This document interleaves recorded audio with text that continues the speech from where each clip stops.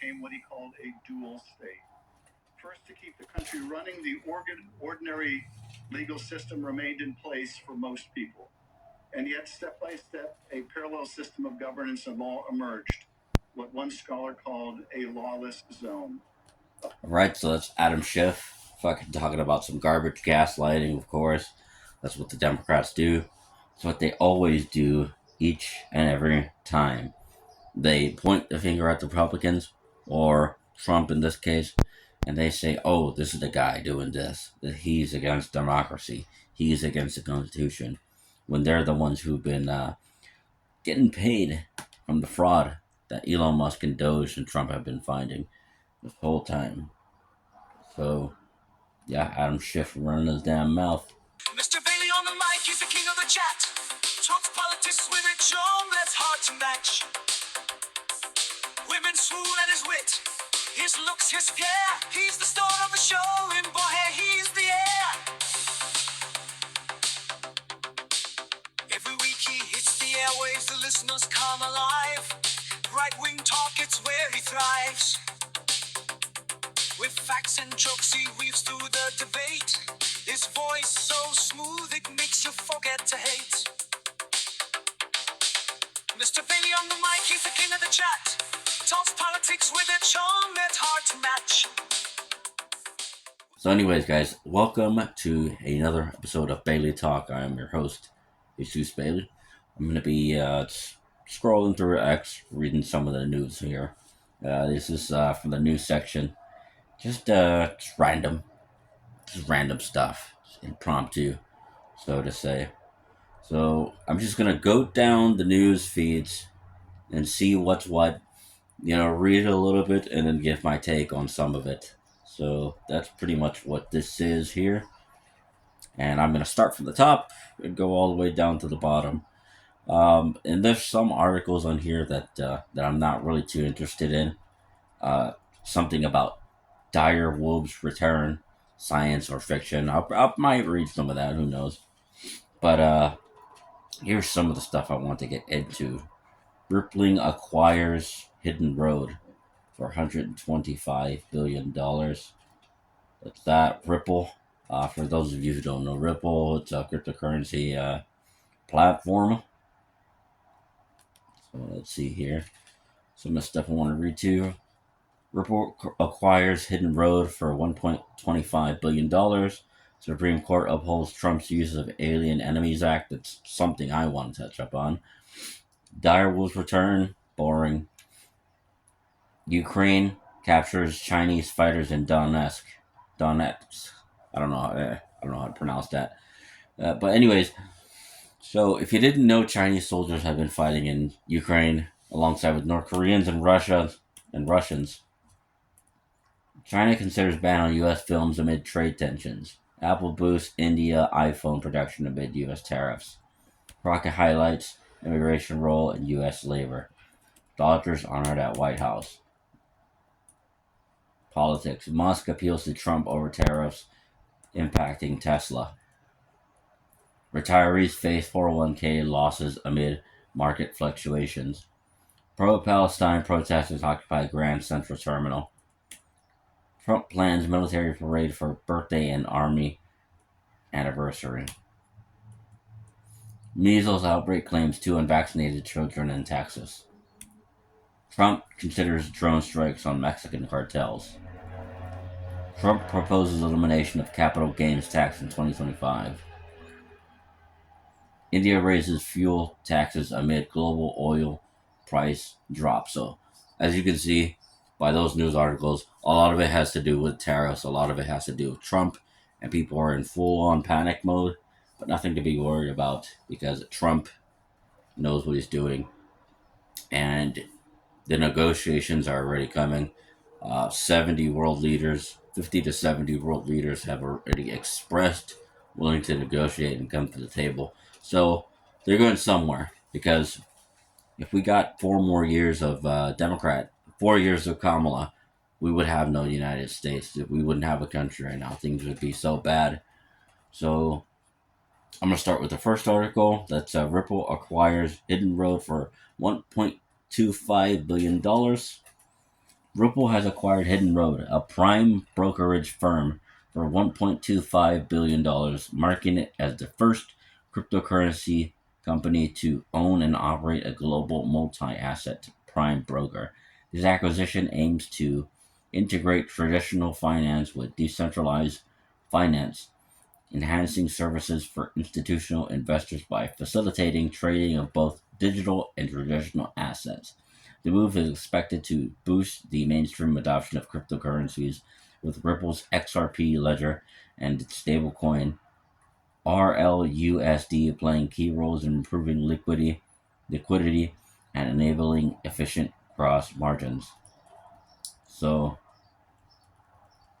what does that entail? It entails that cryptocurrency is going to be having a lot more place in society. That's what I think of this, because I don't really know too much of this subject when it comes to cryptocurrency and all the uh, all the firms and companies and all that. I have a bit of cryptocurrency. I don't pay too much attention to it, but I have a bit of cryptocurrency, just the main ones like Solana and Ethereum and all that, Bitcoin.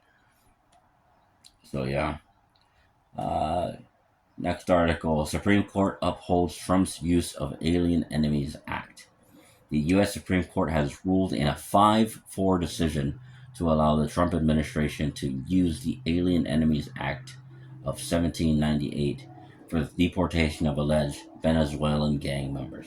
This ruling overturns a previous order that had temporarily blocked such deportations.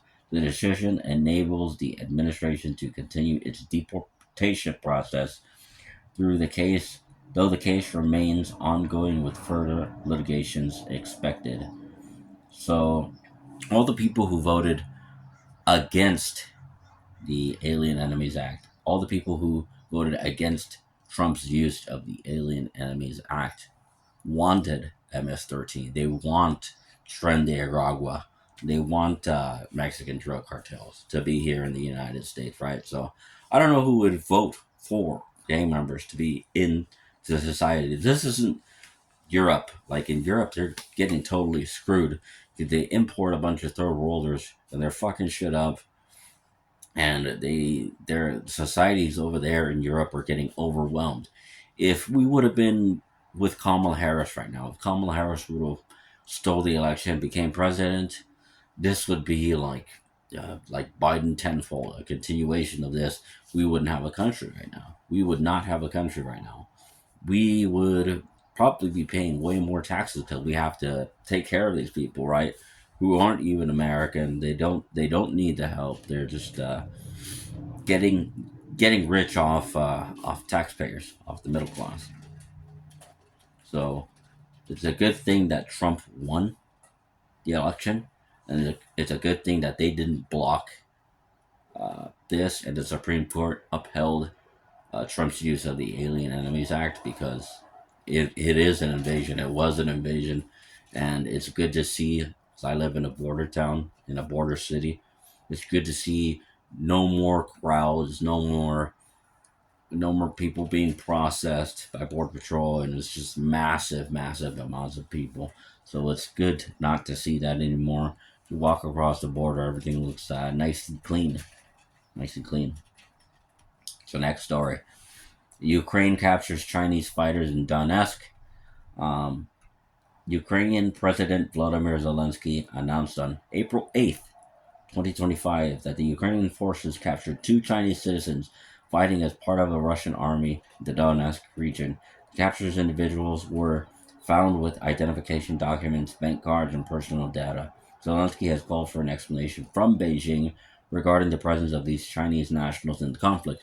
Now, China's not doing so well uh, in their homeland, and they've been sending people over to Russia. These paramilitary groups, security companies. I don't know if they're sending their actual military to go fight in Russia, but they're sending their paramilitary, these subcontractors, and then these subcontractors aren't getting paid. It's like they're getting duped by the Russians, and the Russians are at the end of the day. So the Russians don't even like them.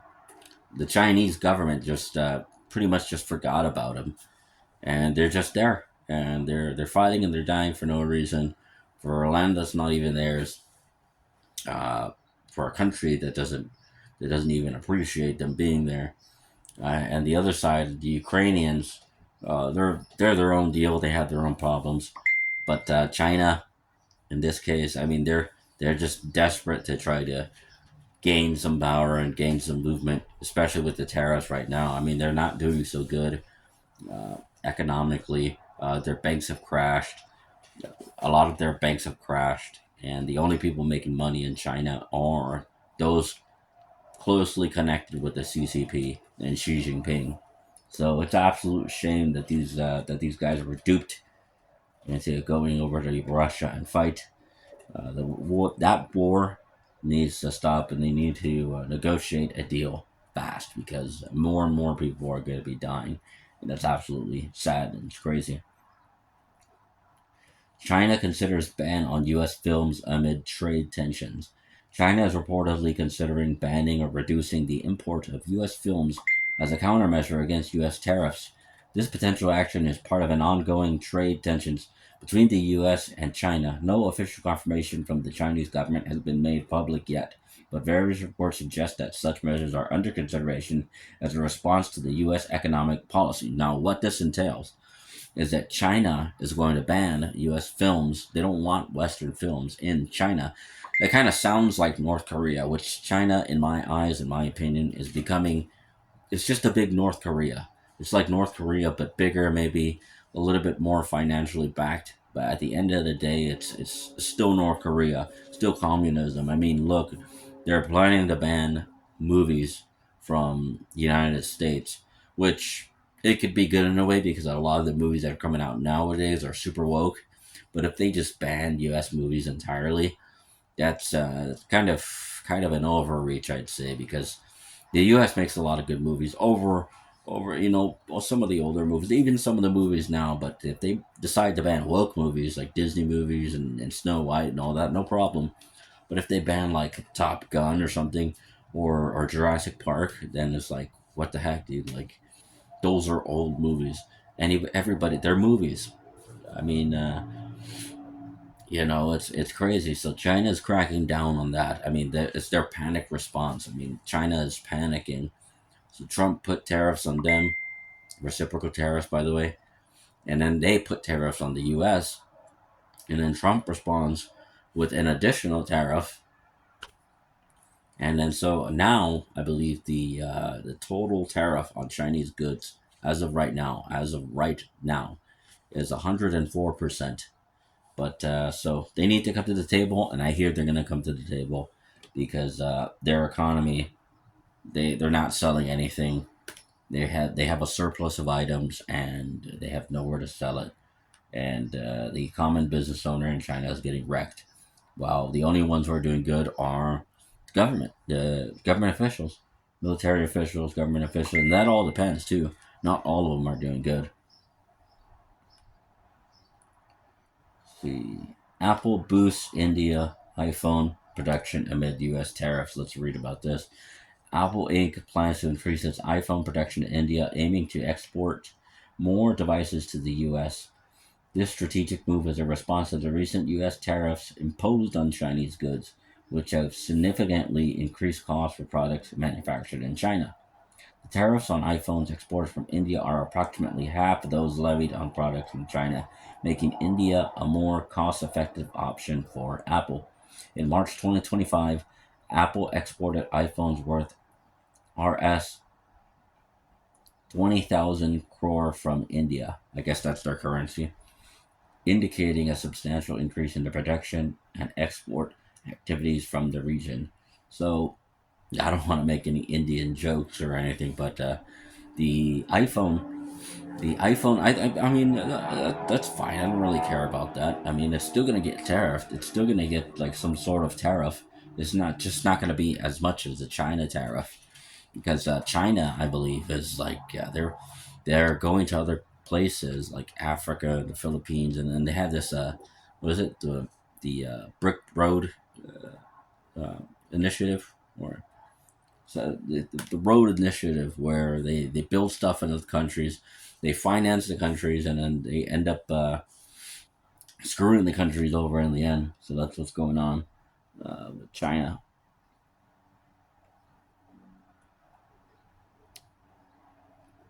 Retirees face 401k losses amid market fluctuations. Recent fluctuations in the stock market have led to significant concerns among individuals nearing retirement, particularly those with investments in 401k plans.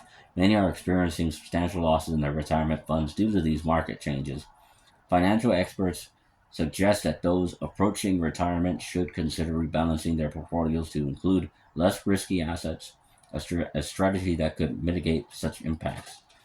The situation has sparked discussions on the reliability of the stock market as a retirement vehicle and the need for diversified investment strategies. So let's read some of the comments. The replies in a nutshell. Dear Comfy, take accountability instead of blaming other generations. You're sincerely the least accountable generation ever. Dear Boomers, if your stock portfolio suffered from tariffs and other steps taken by the Trump administration to onshore American industry, I have some advice for you. Some of it may sound familiar. Dust off your resume, rewrite it with lots of action words, get it done. Let's see. Cold call businesses to ask if they are hiring, save money, skip the Starbucks latte. So that's funny. Yeah, that's absolutely funny. I find that hilarious. X is a hilarious place. It's the best social media platform out right now, other than True Social and other than Rumble. But right here, you get the whole plop. I mean, there's a bunch of news on here, and then they have videos and pictures and all that. You can comment in section and all that. Rumble's great too, but Rumble isn't as developed. It's more of like sort of like YouTube. X is just like all around. True Social is like all around as well. The only thing is, I don't think you can go live on True Social. That would be great if you can go live on True Social. But they have True Social Plus, which has all the news networks and all that, movies, etc. Anyways, moving on. Trump considers drone strikes on Mexican cartels. What do you guys think about that? The cartels are some pretty bad hombres. I think they deserve a few drone strikes. If people say, "Oh no, if he's going to be attacking their neighbors," da da da. Well, those neighbors, those drug cartels. It's not like he's attacking the citizens of Mexico. He's doing coordinated drone strikes. That's what this article is saying here. It says the Trump administration considers drone strikes. The Trump administration is considering the use of drone strikes on drug cartels in Mexico as part of efforts to combat narcotics trafficking across the southern border. Early discussions have included targeting cartel leaders and logistics networks, potentially with Mexico's cooperation. The proposal has sparked a range of reaction, with some viewing it as a necessary measure against criminal organizations, while others criticize it as a violation of Mexican sovereignty and a potential escalation of conflict. Now, what they're forgetting to mention here, well, they do mention it here, but what people are seeing it as, because they don't see the broad spectrum, is it's Mexico and the United States. Joint operation. Joint operation here. Mexico knows where they're at. United States does the hit, or Mexico does the hit. I don't know. Bam, problem solved. Who would be against this? Who would be against that? The drug cartels, drug dealers, human traffickers. Who would be against getting rid of the cartels? Criminals. So bada bang, bada bang. It's not difficult. It's not rocket science. So NBC, ABC, MSNBC, all the garbage, all the mainstream news is panicking. Like anything Trump says or does, they all panic. So absolutely crazy. Other headlines: JD Vance celebrates mother's 10-year sobriety at White House. Netanyahu pledges to eliminate trade deficit with U.S. They had talks yesterday. Netanyahu and Trump met yesterday, and they talked about it. He said they will eliminate the trade deficit that the U.S. has with Israel. I think that's good. It's showing an example to the rest of the world that the U.S. does a lot for them. They do a lot for the U.S., but the U.S. does way more for everybody else. and that needs to stop. People need to pay the fair share, and that's my opinion on it. RFK plans to end CDC fluoride recommendation. That's absolutely great. Stop putting fluoride in the water. It's turning all the frogs gay. It's turning everybody else gay. And nothing wrong with being gay, but it's a plan. It's like dropping a gay bomb. They're doing it to make people sterile, to reduce the population. It's population control. This is a funny one right here. Stephen A. Smith considers 2028 presidential bid. I know it sounds funny, and Stephen A. Smith, he's a what sports analyst, and he's wrong most of the time. So I don't trust his takes on things because Stephen A. Smith, dude, he's wrong. He's wrong on most of his sports takes. What makes you think? What makes people think that he'll make a good president?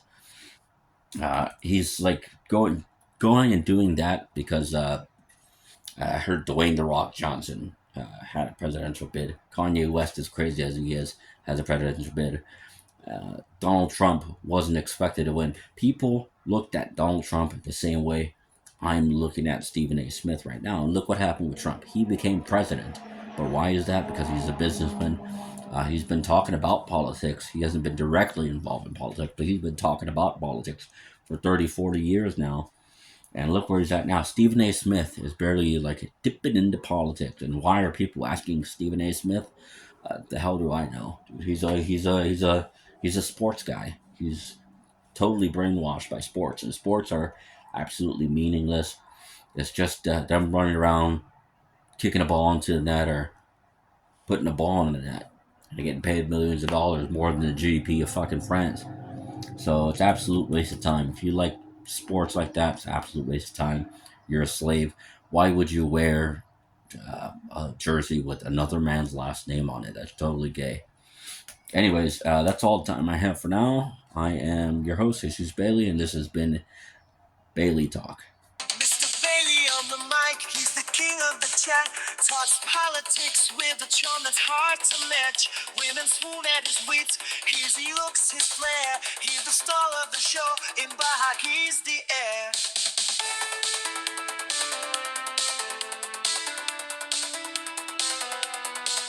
Every week he hits the airwaves, the listeners come alive.